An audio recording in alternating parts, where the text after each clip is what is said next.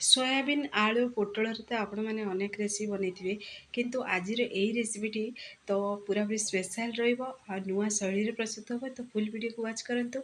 खास करी पिला फेवरेट रेहेतु से सोयाबीन खाया पसंद करती तो यही तरीकार जब बनईकी देवे ना देखिए समस्ते पसंद करेंगे और प्लेट पोछिकी पूरा खाइबे ता सहित स्पेशल एमती टमाटो भात जब बनईकि खाऊँ ना भात फ्राए टमाटो देकि देखिए सब खाया को इच्छा हे बहुत बढ़िया टेस्टी रेसिपी घर बेसिक सामग्री रे आपण मैंने इजिली केमती प्रस्तुत करेंगे से रेसिपीटी ये मुझे सेयार करी। तो ये पुणी आपण मानक रसुण टमाटर फ्लेवर पाइबे तो फुल वीडियो को वाच करूँ। तो चलतु लेट नक रेसिपीटी आज आम प्रस्तुत करवा। नमस्कार जय जगन्नाथ जिली कुकिंग को आपण मानक अनेक अनेक स्वागत। प्रथमे आम कि पोटल नवा और आलू नवा आलू पोटल को एवं आम गोटे आलू चंचा साहाଯ୍य टे चांचीदवा आलू को चांचिकी तार ऊपर पार्ट चोपा को आम बाहर करदे। तो देखो ये प्रोसेस रे चांचिबा पनिकी साहाଯ୍य भी आपण मैंने ये चांची पारे आलू को। तो जदि आपण मैंने चोपा को बाहर करने को चाहूना भी छोट छोट पीसेस आलू कटिंग करी भी आपण मैंने ये रेसिपीटी प्रस्तुत करें। तो देखो मुझे आलू गोटे पूरा चांची देती तो आपको आम गोटे आम प्लेट रे भी रखीदवा पुणी थे आम पोटल को टिके चांचिबा। तो यही सेम प्रोसेस रे सबूतक आलू चांचीदेवे पुणी थर आ गोटे पोटल भी आपण मानक मुझे चांचिकी देखई दूची। प्रथम गोटे छुरी साहाଯ୍य तार मुंडी पार्ट्स को आम कटिंग करवा देखो यही प्रोसेस रे कटिंग करदे। कटिंग कर सारा पर गोटे आम चंचा साहाଯ୍य तार पतला ऊपर पतला चोपाटा को आम चांचिकी प्रथम बाहर करवा।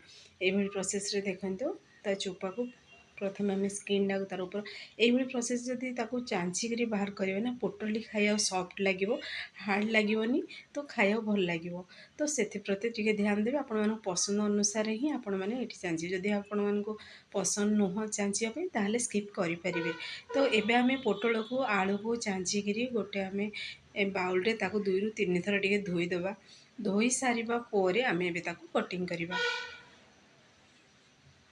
तो देखो ये गोटे मु प्लेट नहीं तो प्लेट रे एबे छुरी साहाଯ୍य गोटे गोटे आलू को आम कटिंग करवा आपण मानक जेमिति पसंद से अनुसार आपण मैंने कटिंग करवा जी छोट बड़ आपण मानक पसंद अनुसार आपण मैंने कटिंग करें।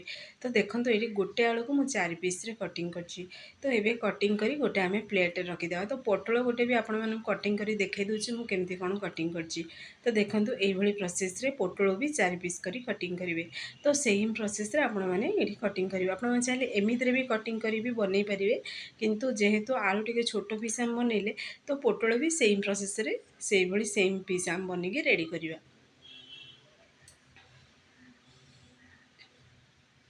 तो आपण मैंने चाहिए ये पोटल को गोल गोल पीसेस रे भी कटिंग करें जमीती कोरमा भोजी रे प्रस्तुत कर कटिंग कर प्रोसेस रे भी कटिंग करें। तो आलू पोटल ये आम कटिंग आम कर सारी। तो एबे से आम आउ टे जमी सुंदर भी देखा फ्राए करने समय आओ देखिए लुण एड करने द्वारा से लुण को टिके एब्जर्व करवा जल्दी पोटल आलू सीझीज से आम दबा गोटे चामच से आम हलदी गुंड एड करदे पुणी दबा स्वाद अनुसार अल्प टिके लुण एड करदे। तो यही प्रोसेस रे आपण मैंने बनातु देखिए समस्ते पसंद करेंगे आ देखिए पोटल आलूटी खाया भी टेस्टी लगे जेहेतु आम आगु लुण हलदी देकर या भाजवा पुणी थे आम तरकारी करवा। तो देखिए बहुत बड़ा टेस्टी लगे। तो ये हाथ साहाଯ୍य आम कौन करना भलसे या मिक्स करदे भलसे मिक्स कर सारा पर आपको रेस्ट पे आम पूरा ए 10 ରୁ 15 मिनट रखीदे। तो रेस्ट पे रखिकी आम आग प्रणाली प्रस्तुत करवा।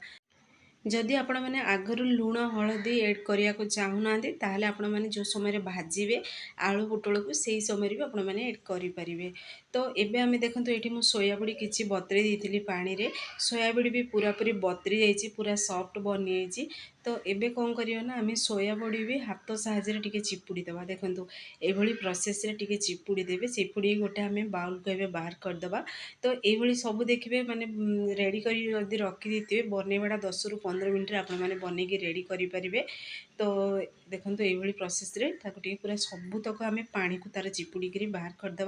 तो सोया बड़ीर देखिए न्यूट्रल पैकेट जो आसे से बड़ी जब बनइबे ना बहुत बढ़िया टेस्टी लगे।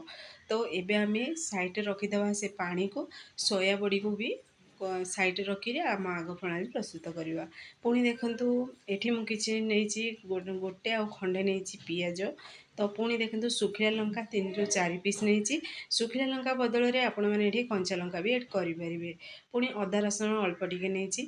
एबे कौन करबा ना आम पियाज को छोट छोट पीसेस जमी पसंद अनुसार कटिंग करेंगे कहीं जेहेतु आम मिक्सर ग्राइंडिंग करवा। ଆଉ ଯେତିକି ଆପଣମାନେ ତରକାରୀ ବନେଇବାକୁ ଚାହୁଁଛନ୍ତି ସେ ଅନୁସାରେ ଏଠି ମସଲା ବଟା ପ୍ରସ୍ତୁତ କରିବେ। ଯଦି ଅଧିକ ମସଲା ଖାଇବାକୁ ପସନ୍ଦ କରନ୍ତିନି ତାହେଲେ ଆପଣମାନେ ଏଠି ପିଆଜ ବଟାକୁ ସ୍କିପ୍ କରିପାରିବେ। କେବଳ ପିଆଜକୁ ଭାଜିବା ସମୟରେ ଏଡ୍ କରିକି ଅଦା ରସୁଣ ଛେଚିକିରି ବି ଆପଣମାନେ ଏଠି ରେସିପିଟି ବନେଇବେ ନା ବହୁତ ବଢ଼ିଆ ଟେଷ୍ଟି ଲାଗିବ। ତ ଏବେ ଏଠି ମୁଁ ଗୋଟେ ଟମାଟୋ ନେଇଛି, ଗୋଟେ ବଡ଼ ସାଇଜ୍ର ଟମାଟୋ ଏଡ୍ କରିଛି। ଯଦି ଆପଣମାନେ ଦହି ଏଡ୍ କରିବାକୁ ଚାହାନ୍ତି ତାହେଲେ ଟମାଟୋକୁ ବି ସ୍କିପ୍ କରିପାରିବେ। ତ ଏଠି ଯେହେତୁ ମୁଁ ଦହି ଏଡ୍ କରୁନି ସେଥିପାଇଁ ଟମାଟୋ ଦେଶୀ ଟମାଟୋ ଗୋଟେ ଏଡ୍ କରିଛି।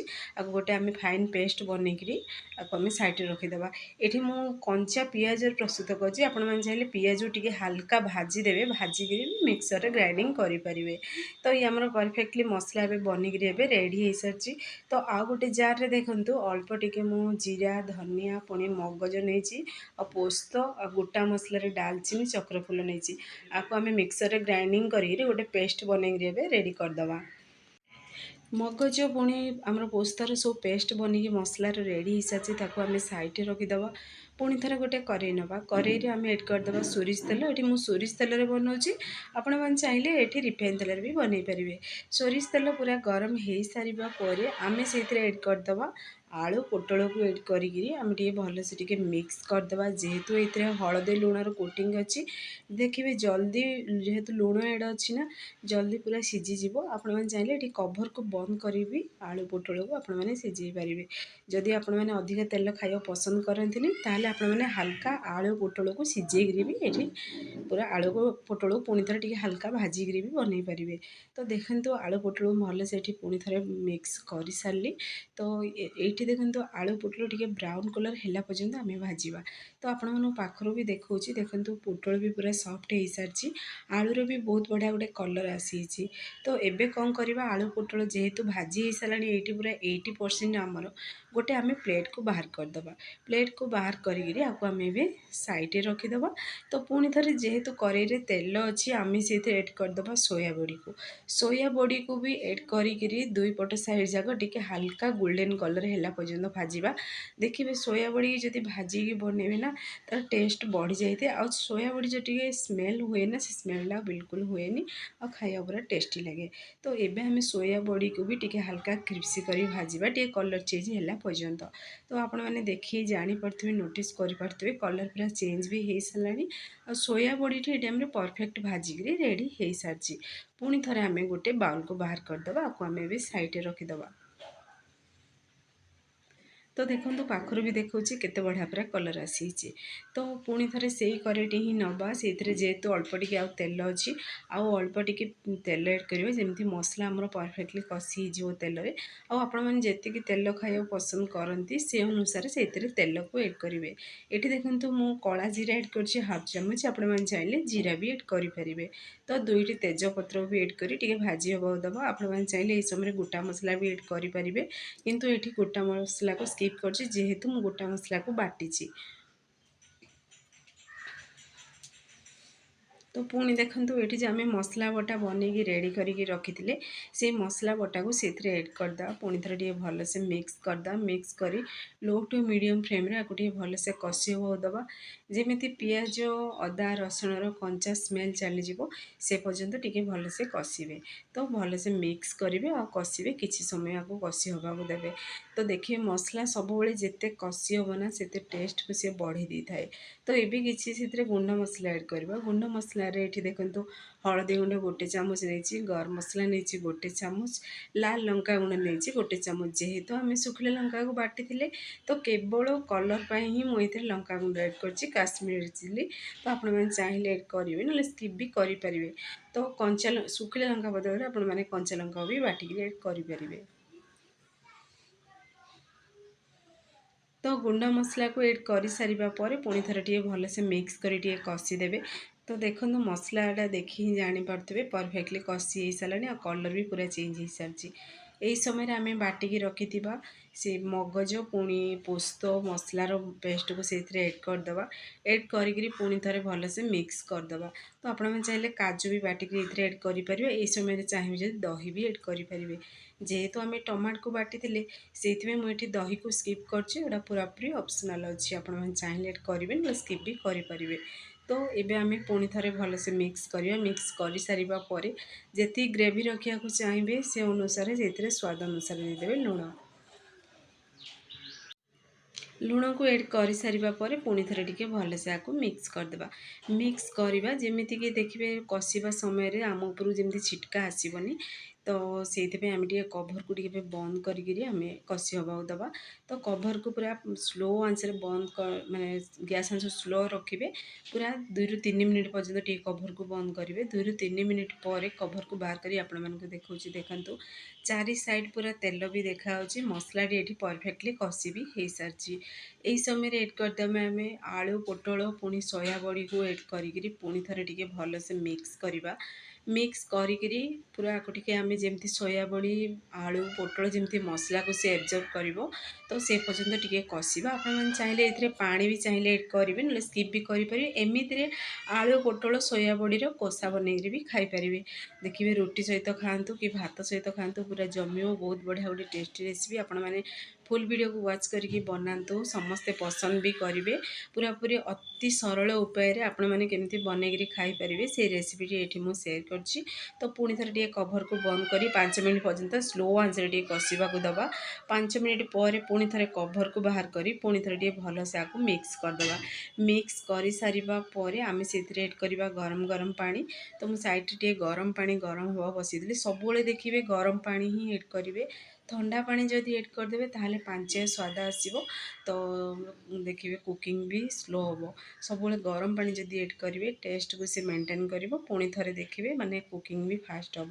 ତ ଦେଖନ୍ତୁ ମସଲାଟି ଏଠି ପରଫେକ୍ଟଲି କଷି ହେଇସାରିଛି ପୁଣି ଆଳୁ ସୋୟା ବଡ଼ିର। ତ କଷି ହେଇସାରିବା ପରେ ଦେଖନ୍ତୁ ପୁରା ଭଜା ଭଳି ଦେଖାହେଉଛି ଆଉ ସ୍ମେଲ୍ ବି ତା'ର ବହୁତ ବଢ଼ିଆ ଆସୁଛି। ତ ଏମିତିରେ କଷା ବନେଇ ବି ଖାଇପାରିବେ। ତ ଯେହେତୁ ଆମେ ଗ୍ରେଭି ବନେଇବା ତ ଗରମ ଗରମ ପାଣିକୁ ସେଇଥିରେ ଏଡ଼୍ କରିଦେବା। ପାଣିକୁ ଏଡ଼୍ କରିସାରିବା ପରେ ପୁଣି ଥରେ ଭଲସେ ମିକ୍ସ କରିବା। ତ ଆପଣମାନେ ଯେତିକି ଝୋଳ ରଖିବାକୁ ଚାହୁଁଛନ୍ତି ସେ ଅନୁସାରେ ପାଣି ଏଡ଼୍ କରିବେ। ଯେହେତୁ ମୁଁ ଭାତ ସହିତ ଖାଇବା ପାଇଁ ବନାଉଛି ତ ଟିକେ ଝୋଳ ରଖୁଛି ବା ଗ୍ରେଭି ରଖୁଛି, କାହିଁକିନା ଭାତରେ ଗୋଳେଇ ଖାଇବେ ଯଦି ଏ ରେସିପିଟି ବହୁତ ବଢ଼ିଆ ଟେଷ୍ଟି ଲାଗେ। ତ ଆପଣମାନଙ୍କ ପସନ୍ଦ ଅନୁସାରେ ଆପଣମାନେ ଏଠି ପାଣି ଏଡ଼୍ କରିବେ। ତ ପାଣିକୁ ଏଡ଼୍ କରିସାରିବା ପରେ ପୁଣି ଥରେ ଟିକେ କଭରକୁ ବନ୍ଦ କରିଦେବା। ବନ୍ଦ କରି ପୁରା ଆଉ 5 ମିନିଟ୍ ପର୍ଯ୍ୟନ୍ତ ଟିକେ ବନିବାକୁ ଦେବା। ଆଉ 5 ମିନିଟ୍ ପରେ ଆପଣମାନଙ୍କୁ କଭର ବାହାର କରି ଦେଖାଉଛି। ଦେଖନ୍ତୁ କେତେ ବଢ଼ିଆ ଆମର ବନିକି ରେଡ଼ି ହେଇସାରିଛି। ଏଇଠି ଆମର ଆଳୁ ପୋଟଳ 80% ସିଝି ଯାଇଥିଲା ଆଉ 20% ଯେଉଁ ବାକି ଥିଲା ସେ ବି ସିଝିଗଲାଣି। ଆଉ ବହୁତ ବଢ଼ିଆ ଫ୍ଲେଭର୍ ବି ଆସୁଛି। ଆପଣମାନେ ଚାହିଁଲେ ଫ୍ରେଶ୍ ଗୋଟା ମସଲାକୁ ମାନେ ବଟା ନ ପକାଇକିରି ଟିକେ ଗୁଣ୍ଡ କରି ଯଦି ପକାଇବେ ନା ବହୁତ ବଢ଼ିଆ ଟେଷ୍ଟି ଲାଗିବ। ଦେଖନ୍ତୁ ଆଳୁ ବି ଏଠି ପରଫେକ୍ଟଲି ପୁରା ସିଝିଯାଇଛି। ତ ଫାଇନାଲି ଆମର ଆଳୁ ପୋଟଳ ପୁଣି ସୋୟା ବଡ଼ିର ରେସିପିଟି ବନିକି ରେଡ଼ି ହେଇସାରିଛି। ଲାଷ୍ଟରେ ଆମେ ଅଳ୍ପ ଟିକେ ଏଡ଼୍ କରିଦେବା ଗରମ ମସଲା ବା ଚିକେନ୍ ମସଲା କି ମ୍ୟାଗି ମସଲା ଆପଣମାନେ ଯାହା ବି ଏଠି ଏଡ଼୍ କରିପାରିବେ। ଯାହା ବି ମସଲା ପସନ୍ଦ ଆପଣମାନଙ୍କୁ ପୁଣି ଥରେ ଆମେ ଏଡ଼୍ କରିଦେବା କସ୍ତୁରୀ ମେଥି ବଦଳରେ ଆପଣମାନେ ଚାହିଁଲେ ଏଠି ଧନିଆ ପତ୍ର ବି ଏଡ଼୍ କରିପାରିବେ। କସ୍ତୁରୀ ମେଥିଟା ଏଠି ପୁରାପୁରି ଅପସନାଲ୍ ଅଛି। ତ ପୁଣି ଥରେ ଭଲସେ ଆକୁ ଟିକେ ମିକ୍ସ କରିଦେବା। ଆଉ 1ରୁ 2 ମିନିଟ୍ ପର୍ଯ୍ୟନ୍ତ ଟିକେ ବନିବାକୁ ଦେବା। 1ରୁ 2 ମିନିଟ୍ ପରେ ଆପଣମାନଙ୍କୁ ଦେଖିବି। ଦେଖନ୍ତୁ ଫୁଲ୍ ଭିଡ଼ିଓକୁ ୱାଚ୍ କରନ୍ତୁ, ଦେଖିବେ ବହୁତ ବଢ଼ିଆ ଗୋଟେ ରେସିପି ବନିକି ଆମର ରେଡ଼ି ହେଇସାରିଛି। ତ ଦେଖନ୍ତୁ ଫାଇନାଲି ଆମର ରେସିପିଟି ବନିକି ରେଡ଼ି ହେଇସାରିଛି। ତ ଆପଣମାନେ ଆକୁ ରୁଟି ସହିତ ଭାତ ସହିତ ଏନ୍ଜୟ କରନ୍ତୁ। କେମିତି ଲାଗିଲା କ'ଣ ମୋତେ କମେଣ୍ଟ ମାଧ୍ୟମରେ ଜଣାଇବେ। ତ ପ୍ରସ୍ତୁତ ହେଇଯାଇଛି। ଆଉ ପାଖରୁ ବି ଦେଖାଉଛି। ଦେଖନ୍ତୁ ଗୋଟେ ବେଲା ସାହାଯ୍ୟରେ ବାହାର କରି ତା ଗ୍ରେଭିଟା ବି ବହୁତ ବଢ଼ିଆ ବନିକିରି ପୁରା ରେଡ଼ି ହେଇଛି। ତ ଫାଇନାଲି ଆମର ଆଳୁ ପୋଟଳ ସୋୟାବିନ୍ର ରେସିପିଟି ବନିକିରି ପରଫେକ୍ଟଲି ରେଡ଼ି ହେଇସାରିଛି। ଆପଣମାନେ ଘରେ ନିଶ୍ଚୟ ଟ୍ରାଏ କରନ୍ତୁ। କେମିତି ଲାଗିଲା କ'ଣ ମୋତେ କମେଣ୍ଟ ବକ୍ସରେ କମେଣ୍ଟ କରନ୍ତୁ। ଦେଖନ୍ତୁ ପୁରା ପାଖରୁ ଦେଖୁଛି ଆଉ ଦେଖିବାକୁ ବି ସେମିତି ସୁନ୍ଦର ଦେଖାହେଉଛି ନା, ଖାଇବା ପୁରା ଟେଷ୍ଟି ବି ବହୁତ ଥିଲା। ତ ଏଠି ଦେଖନ୍ତୁ ଆଉ ଗୋଟେ ରେସିପି ଯେହେତୁ ଆପଣମାନଙ୍କୁ ମୁଁ ସେୟାର କରିବି। ତ ଆଜି ଆମେ ଟମାଟୋ ଭାତ ପ୍ରସ୍ତୁତ କରିବା ବା ଟମାଟୋ ଭାତ ଫ୍ରାଏ। ତ ଗୋଟେ ଦେଖନ୍ତୁ ଏଠି ମୁଁ ନେଇଛି ଗୋଟେ କୁଟୁଣିରେ ଅଳ୍ପ ଟିକେ ରସୁଣ, ଗୋଟେ ଚାମଚ ସେଇଥିରେ ମୁଁ ଏଡ଼୍ କରିଛି ଲଙ୍କାଗୁଣ୍ଡ, ତାକୁ ଟିକେ ଭଲସେ ଛେଚି ଦେଇଛି। ତ ଦେଖିବେ ଛେଚିକି ଯଦି ଏଡ଼୍ କରିବେ ନା ତାର ଫ୍ଲେଭରଟା ବହୁତ ବଢ଼ିଆ ଆସିବ। ତ ସୁନ୍ଦର ବି ଦେଖାଯିବ, କଲର୍ ବି ବହୁତ ବଢ଼ିଆ ଆସିବ। ଆପଣମାନେ ଚାହିଁଲେ ଏଠି ରସୁଣ ପୁଣି ଶୁଖିଲା ଲଙ୍କାକୁ ବାଟିକିରି ବି ବନେଇ ପାରିବେ, କିନ୍ତୁ ଛେଚାଟା ସବୁବେଳେ ଦେଖିବେ ଫ୍ଲେଭର୍ ତାର କିଛି ଅଲଗା ଥାଏ। ତ ପୁଣି ଥରେ ଗୋଟେ କରେଇ ନେବା, ସେଥିରେ ଏଡ଼୍ କରିଦେବା ଆମେ ରିଫାଇନ୍ ତେଲ, ଗୋଟେ ଚାମଚ ଜିରା ଏଡ଼୍ କରିବା, 2ଟି ଶୁଖିଲା ଲଙ୍କା ଏଡ଼୍ କରିବା, ଆପଣମାନେ ଚାହିଁଲେ ପଞ୍ଚୁଫୁଟଣ ବି ଏଡ଼୍ କରିପାରିବେ। ତ ଜିରା ଶୁଖିଲା ଲଙ୍କା ସବୁ ଟିକେ ଭାଜି ହେଇସାରିବା ପରେ, ଜିରା ଫୁଟି ସାରିବା ପରେ ଆମେ ଯେଉଁ ରଖିଥିଲେ ରସୁଣ ପୁଣି ସେଇଥିରେ ଆମେ ଲଙ୍କାର ଯେଉଁ ପେଷ୍ଟରେ ସେ ପେଷ୍ଟକୁ ସେଇଥିରେ ଏଡ଼୍ କରିଦେବା। ତ ଆପଣମାନେ ଚାହିଁଲେ ଏଠି କଞ୍ଚା ଲଙ୍କା ପୁଣି ରସୁଣକୁ ବି ଛେଚିକିରି ବି ଏଡ଼୍ କରିପାରିବେ। ଯଦି ଆପଣମାନେ ପସନ୍ଦ କରନ୍ତିନି ଲଙ୍କା ଗୁଣ୍ଡ ସ୍କିପ୍ କରିପାରିବେ। ତ କଲର୍ ଭଲ ଆସିବ, ମୁଁ ସେଇଥିପାଇଁ ଏଡ଼୍ କରିଛି ସେଥିରେ। ତ ପୁଣି ଥରେ ଟିକେ ଭଲସେ ମିକ୍ସ କରି ଟିକେ ରସୁଣର କଞ୍ଚା ସ୍ମେଲ୍ ଗଲା ପର୍ଯ୍ୟନ୍ତ ଫ୍ରାଏ କରିବା। ପୁଣି ସେଥିରେ ଏଡ଼୍ କରିବା ଆମେ ଭୃସଙ୍ଗ ପତ୍ରକୁ ବି ଏଡ଼୍ କରି ପୁଣି ଥରେ ଭଲସେ ମିକ୍ସ କରିଦେବା। ମିକ୍ସ ହେଇସାରିବା ପରେ ଆପଣମାନେ ଚାହିଁଲେ ଏଠି ଯାହା ବି ଆପଣମାନଙ୍କୁ ମସଲା ପସନ୍ଦ ଏଡ଼୍ କରିପାରିବେ, କିନ୍ତୁ ଏଠି ମୁଁ ଅଧିକା କିଛି ମସଲା ଏଡ଼୍ କରିନି, ସ୍କିପ୍ କରିଦେଇଛି, ପୁରାପୁରି ସିମ୍ପଲ୍ ତରିକାରେ ବନେଇଛି। ଯେହେତୁ ଟମାଟୋ ଭାତ ବନାଉଛନ୍ତି, ତ ଆମେ ସେଇଥିରେ ବା ଭାତ ଫ୍ରାଏ ବନାଉଛନ୍ତି, ସେଇଥିରେ ଛୋଟ ଛୋଟ ପିସେସ୍ରେ କଟିଂ ହେଇଥିବା ଗୋଟେ ମୁଁ ଟମାଟୋ ଏଡ଼୍ କରିଛି। ତ ଟମାଟୋକୁ ଏଡ଼୍ କରି ପୁଣି ଥରେ ଟିକେ ଭଲସେ ଆକୁ ମିକ୍ସ କରିଦେବା। ମିକ୍ସ ହେଇସାରିବା ପରେ ଆମେ ଟମାଟୋ ଅନୁସାରେ ସେଥିରେ ଲୁଣକୁ ଟିକେ ଏଡ଼୍ କରିବା। ଦେଖିବେ ଯଦି ଲୁଣ ଏଡ଼୍ କରିଦେବେ ନା, ଜଲ୍ଦି ଟମାଟୋଟା ପୁରା ସିଝିଯିବ ଆଉ ଖାଇବାକୁ ପୁରା ଟେଷ୍ଟି ଲାଗିବ। ତ ପୁଣି ଥରେ ଭଲସେ ଟିକେ ଆକୁ ମିକ୍ସ କରିବା। ମିକ୍ସ କରି ଟମାଟୋ ପୁରା ସିଝିଲା ପର୍ଯ୍ୟନ୍ତ ଆକୁ ଟିକେ ଆମେ ଫ୍ରାଏ କରିବା। ଟମାଟୋ ଦେଖନ୍ତୁ ପରଫେକ୍ଟଲି ପୁରା ସିଝି ବି ଗଲାଣି। ତ ଆଉ ଅଳ୍ପ ଅଳ୍ପ ପିସେସ୍ ଅଛି, ଦେଖିବେ ଏଇଭଳି ଛୋଟ ଛୋଟ ଯଦି ପିସେସ୍ ରହିବ ବି ଖାଇବାକୁ ଟେଷ୍ଟି ଲାଗିବ। ଭାତ ଖାଇବା ସମୟରେ ପାଟିକି ଲାଗିବ ଯଦି ଟମାଟୋ ଭଲ ଲାଗିବ। ତ ଏଇଠି ଦେଖନ୍ତୁ ଟମାଟୋ ପୁରା ସିଝି ସାରିବା ପରେ ଆମେ ସେଇଥିରେ ଏଡ଼୍ କରିଦେବା ଭାତକୁ। ଆପଣଙ୍କ ପାଖରେ ଯେଉଁ କ୍ୱାଲିଟି ଚାଉଳ ଭାତ ଆପଣମାନେ ଖାଉଛନ୍ତି, ସେ ବଳି ଯାଇଥିବା ଭାତରେ ଯଦି ବନେଇବେ ଦେଖିବେ ବହୁତ ବଢ଼ିଆ ଟେଷ୍ଟି ଲାଗିବ। ପୁଣି ଥରେ ଆମେ ଦେବା ସ୍ୱାଦ ଅନୁସାରେ ଲୁଣ। ତ ଭାତକୁ ନ ପଖାଳିକି ଯଦି ଏଇଭଳି ପ୍ରୋସେସ୍ରେ ବନେଇବେ ନା, ଦେଖିବେ ମାନେ ଗୋଟେ ହାଲକା ଫୁଲକା ଟିଫିନ୍ ବନିଯିବ ଆଉ ଛୁଆଠୁ ବଡ଼ ପର୍ଯ୍ୟନ୍ତ ସମସ୍ତେ ଖାଇବାକୁ ବି ପସନ୍ଦ କରିବେ। ତ ପୁଣି ଥରେ ଏଠି ଦେଖନ୍ତୁ ଚଟପଟା ଫ୍ଲେଭର୍ ପାଇଁ ବୋଲି ମୁଁ ଏଠି ଆମ୍ବ କୋରା ଆଚାର ମୋ ପାଖରେ ଥିଲା, ମୁଁ ସେଇଥିରୁ ଗୋଟେ ଚାମଚ ଏଡ଼୍ କରିଛି। ଆପଣଙ୍କ ପାଖରେ ଯଦି ଯେଉଁ ବି ଆଚାର କ୍ୱାଲିଟି ଅଛି ଆପଣମାନେ ଏଡ଼୍ କରିପାରିବେ, ନହେଲେ ଚାହିଁଲେ ସ୍କିପ୍ ବି କରିପାରିବେ। ତ ପୁରାପୁରି ଆନ୍ଧ୍ରା ଷ୍ଟାଇଲ୍ର ବନିକି ପୁରା ରେଡ଼ି ହେଇସାରିଲାଣି। ତ ଯେହେତୁ ଟମାଟୋ ଏଡ଼୍ କରିଥିଲେ, ପୁଣି ସେଇଥିରେ ରସୁଣର ଫ୍ଲେଭର୍ ଥିଲା, ପୁଣି ସେଥିରେ ପୁଣି ଆମେ ସେଥିରେ ଏଡ଼୍ କଲେ ଟମାଟୋ, ପୁଣି ସେଥିରେ ଆଚାର ଫ୍ଲେଭର୍। ତ ଦେଖିବେ ବହୁତ ବଢ଼ିଆ ଟେଷ୍ଟି ଲାଗିବ। ତ ଯେତିକି ଆପଣମାନେ ନେଇଥିବେ ଭାତ, ସେ ଅନୁସାରେ ସ୍ୱାଦ ଅନୁସାରେ ଦେଇଦେବେ ଲୁଣ। ତ ନୋଟିସ୍ କରିଥିବେ ଆଗରୁ ଆମେ ଲୁଣ ଏଡ଼୍ କରିଥିଲେ, ପୁଣି ଆଉ ଗୋଟେ ଥର ଲୁଣ ଏଡ଼୍ କଲେ, ତ ଦେଖିକି ଲୁଣ ଏଡ଼୍ କରିବେ। ଆଉ ଚାହିଁବେ ଯଦି ଏହି ସମୟରେ ମ୍ୟାଗି ମସଲା ବି ଏଡ଼୍ କରିପାରିବେ। ତ ପୁଣି ଥରେ ଟିକେ ଭଲସେ ଆକୁ ମିକ୍ସ କରିଦେବା, ଆକୁ ଟିକେ ଫ୍ରାଏ ହେବାକୁ ଦେବା, ଯେମିତିକି ଟିକେ ଭାତର ଟିକେ କଲର୍ ପୁରା ଚେଞ୍ଜ ହେଇଯିବ। ତ ସେ ପର୍ଯ୍ୟନ୍ତ ଟିକେ ଫ୍ରାଏ କରିବା। ଦେଖିବେ ଭାତରେ ଯଦି ଭଲସେ ଫ୍ରାଏ ହେବ ନା, ଖାଇବାକୁ ପୁରା ଟେଷ୍ଟି ଲାଗିବ। ତ ଫାଇନାଲି ଦେଖନ୍ତୁ ରେସିପିଟି ବନିକିରି ଆମର ରେଡ଼ି ହେଇସାରିଛି, ଆଉ କେତେ ସୁନ୍ଦର ଦେଖାଯାଉଛି, ଆଉ ସ୍ମେଲ୍ ବି ବହୁତ ବଢ଼ିଆ ଆସୁଛି। ତ ଫ୍ରେଣ୍ଡସ୍, ଆପଣମାନେ ଯଦି ଏ ଭିଡ଼ିଓଟି ମୋର ପସନ୍ଦ ଆସିବ, ସାଙ୍ଗମାନଙ୍କୁ ସେୟାର କରନ୍ତୁ, ଲାଇକ୍ କରନ୍ତୁ। ଚ୍ୟାନେଲ୍ରେ ଯଦି ନୂଆ ଅଛନ୍ତି, ଚ୍ୟାନେଲ୍କୁ ମୋର ସବସ୍କ୍ରାଇବ୍ କରିଦିଅନ୍ତୁ, ବେଲ୍ ଆଇକନ୍କୁ କ୍ଲିକ୍ କରିଦିଅନ୍ତୁ, ଯାହାଫଳରେ ମୋର ସବୁ ଭିଡ଼ିଓ ନୋଟିଫିକେସନ୍ ପ୍ରଥମେ ପହଞ୍ଚିବ। ମୁଁ ଏମିତି ଇଜି ଭିଡ଼ିଓ ନେଇ ଆସିବି, ଆପଣମାନେ ଦେଖିକି ଘରେ ନିଶ୍ଚୟ ଟ୍ରାଏ କରନ୍ତୁ। ଫ୍ରେଣ୍ଡସ୍, ଆପଣମାନେ ତ ଭିଡ଼ିଓ ଦେଖୁଛନ୍ତି କିନ୍ତୁ ସବସ୍କ୍ରାଇବ୍ କରୁନାହାନ୍ତି, ପ୍ଲିଜ୍ ସବସ୍କ୍ରାଇବ୍ କରନ୍ତୁ। ଯାହା ବି ମୁଁ ଭିଡ଼ିଓ ଅପଲୋଡ଼ କରିବି ପ୍ରଥମେ ଆପଣମାନଙ୍କୁ ପହଞ୍ଚିବ। ତ ଆପଣମାନେ ଟ୍ରାଏ କରନ୍ତୁ। କେମିତି ଲାଗିଲା କମେଣ୍ଟ ବକ୍ସରେ କମେଣ୍ଟ କରନ୍ତୁ। ସେ ପର୍ଯ୍ୟନ୍ତ ରହୁଛି, ନମସ୍କାର, ଜୟ ଜଗନ୍ନାଥ।